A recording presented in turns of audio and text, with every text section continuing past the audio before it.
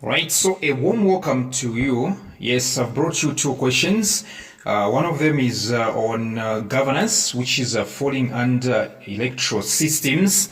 The other one is on cultural studies, specifically on the components of culture. Question 1, section B reads, in a certain constituency, three candidates contested the position of member of parliament. In a certain constituency, three candidates contested the position of a member of parliament. The following are the total votes cast for each candidate. The following are the total votes cast for each candidate. So the first candidate, who is duped as candidate A, poured 50 votes. So he was given 50 votes. The second one, who is no other than candidate B, poured 110 votes. The third one is C, and he poured 40 votes. Now we have the first question. They want us to tell them what an electoral system is. So they're saying, what is an electoral system? What is an electoral system? Yes. So you say an electoral system is a method by which citizens choose their leaders or representatives. This is a method by which citizens choose their leaders or representatives. Right? Very simple, actually. You simply say this is a method by which citizens choose their leaders or representatives. And you've gotten yourself a mark or two. So the next question, they are saying, from the information given above, which electoral system would best suit candidate B? From the information given above, which electoral system would best suit candidate B?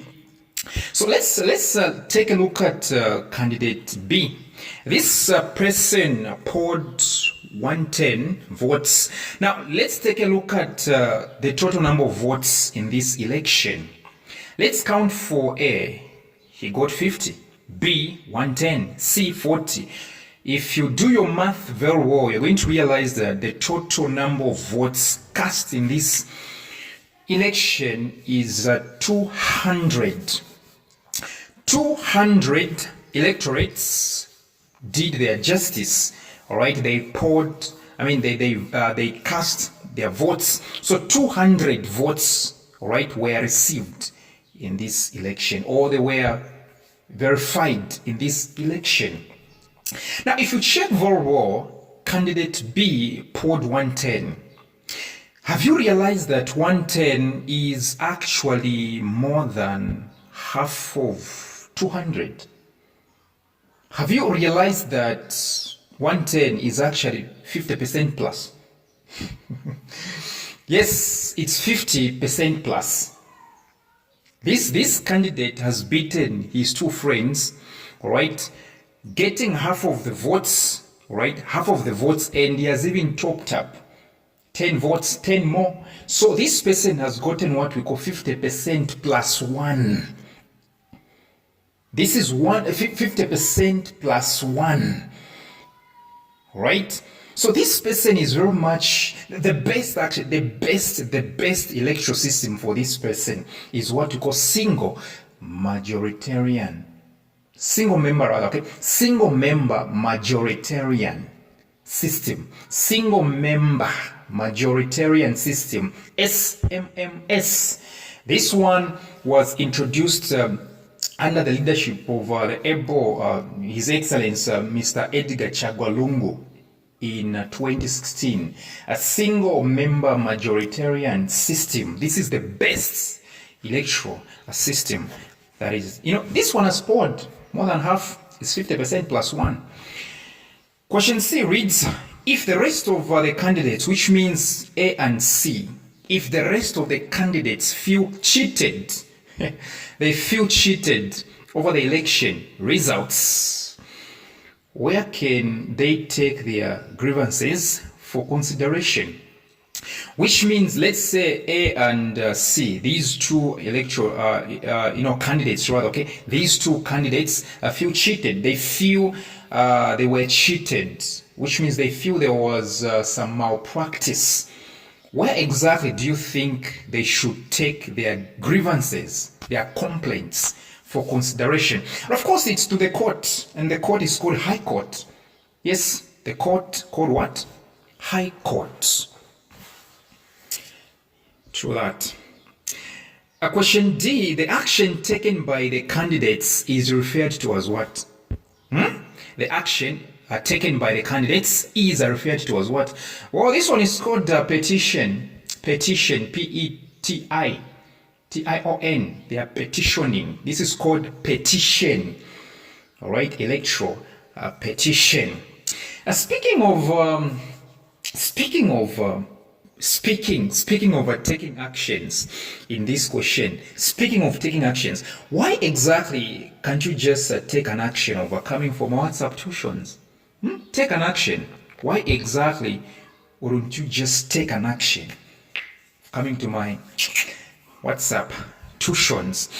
Question E, they're saying state 4 characteristics of elections. State 4 characteristics of elections. You know, they missed one thing. They were supposed to say characteristics of elections in good governance. They left words. They were supposed to say in good governance. Because actually, a bad governance might be dictatorial in nature, but sometimes elections are done. Even in dictatorship, sometimes elections are done. All right? So they were supposed to include the words in good governance. This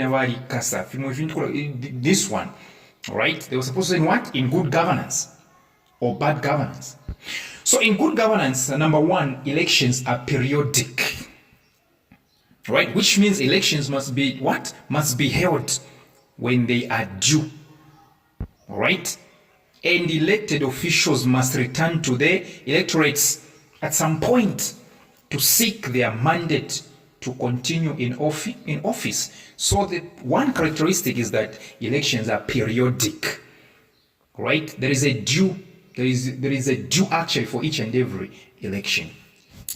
In good governance, elections must be competitive. Yes.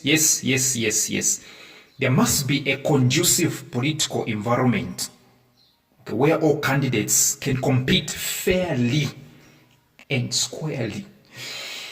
The third characteristic is they have to be what? They have to be inclusive. An election has to be inclusive, right? All eligible voters must what? Must be allowed.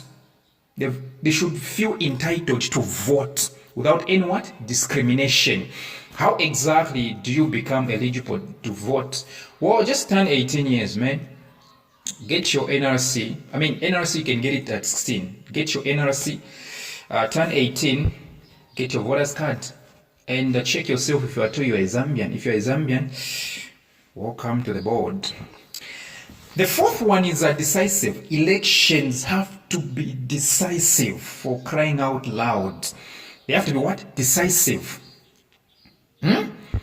Elections have to be decisive, which means the candidate who has won or the party that has won should not be prevented from taking office. They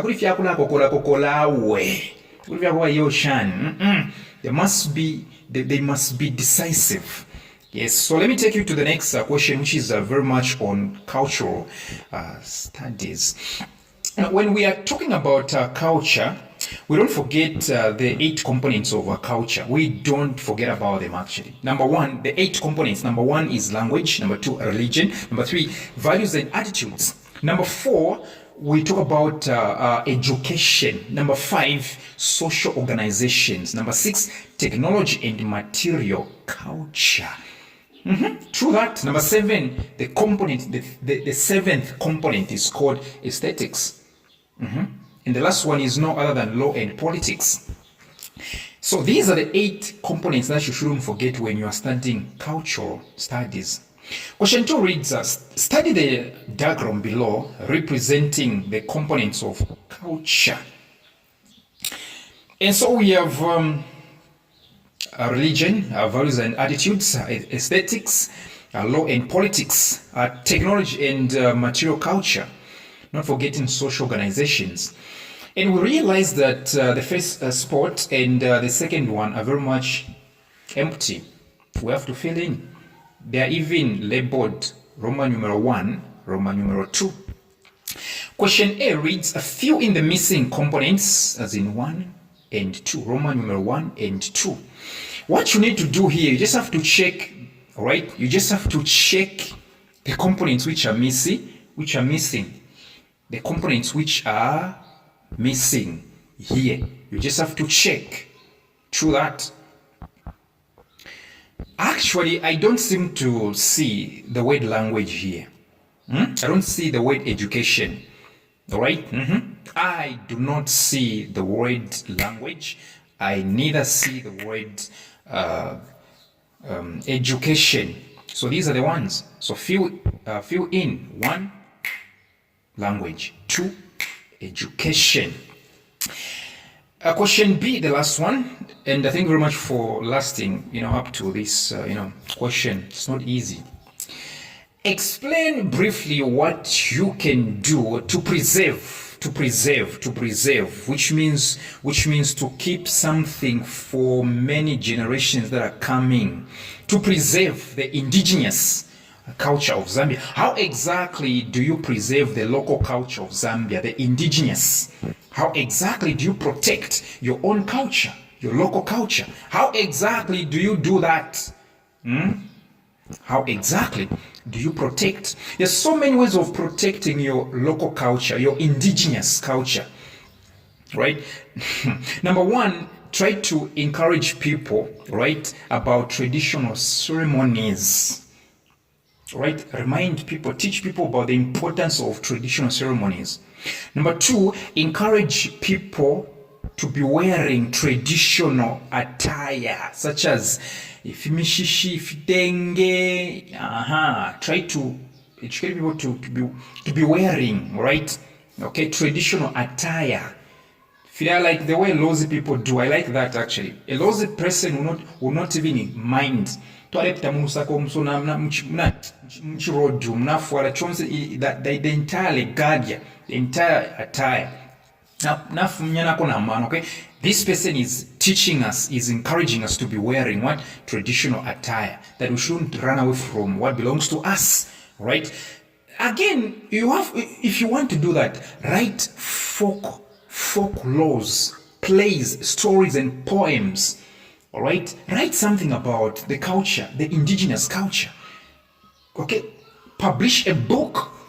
All right, don't forget to promote expression of art in dance, sing songs. Okay, do the painting. Okay, do the painting and the craft for your culture. Ladies and gentlemen, thank you very much for your time.